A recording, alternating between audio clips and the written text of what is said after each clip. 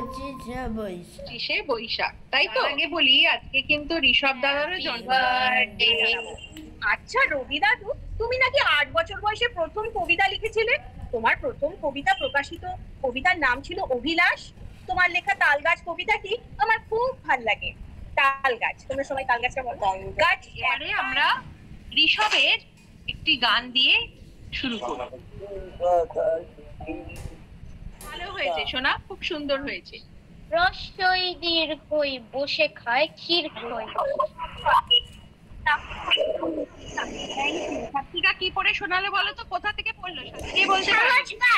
বলো, নিশ্চয়ই বলো। তুমল পালা দলুল দাদি বোঝাই জলা চলছে আর দাদি চালাই বঞ্চি বল ছন্দে যে যাই ভাত নে বলে হাত বসেছে ছুট্ট বলে বচ্ছি জঞ্জাল পদ্মা বলে জিনিসপত্র জুটিয়ে এনে গ্রামের মানুষ বেঁচে দেন উচ্চ বেডুম বটল মূল বেতের বোনা আমাদের সচ্ছে চলা ময়দা আটা শীতের লাগা নচড়া জাজুলি চলা বেলি হারা শহর থেকে সস্তা। Thank you. অনিন্দ, অনিন্দ কি শোনাবে? বইটা বলবে। ওকে, ভেরি গুড।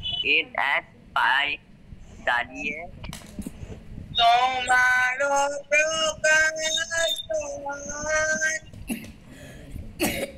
কোয়েলিকা করি মধুঘাট সূর্যের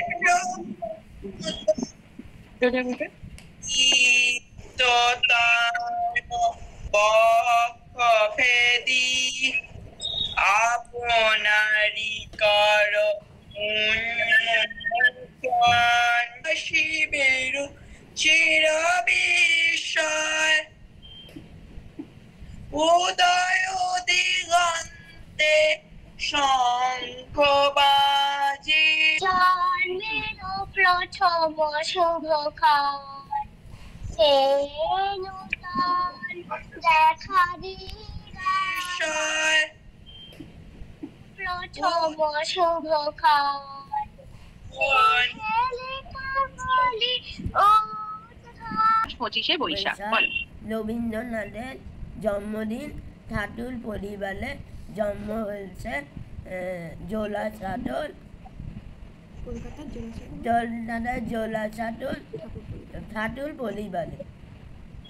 বাহ, ভেরি গুড, সুন্দর জানলাম আমরা। কোথায় জন্মগ্রহণ করেছিলেন? জোলা চাটল জোড়াসাঁকো, তাই তো আদি? তাই তো সাত্বিকা? ছোট ছিল, বাহ, বাড়ি ছোট ছিল, বাড়ির ছোট ছেলে। বাহ, thank you, thank you James, thank you very much. এবারে দেখি সাত্বিকা কি বলছে, তারপরে আমরা আবার আসবো। আজ রবি ঠাকুরের জন্মদিন। রবি ঠাকুর একজন লেখক ছিলেন। তিনি এবারে আমরা অনিন্দর কাছে আসবো। সুন্দর, তোমরা কত কি কাজ করো। ঠিক আছে, ভেরি গুড। করো জীবন পূর্ণ করো। শুরু করি আমরা সবাই রাজা গানটা গেয়ে আমরা তাহলে আজকে শেষ করবো। ঠিক আছে?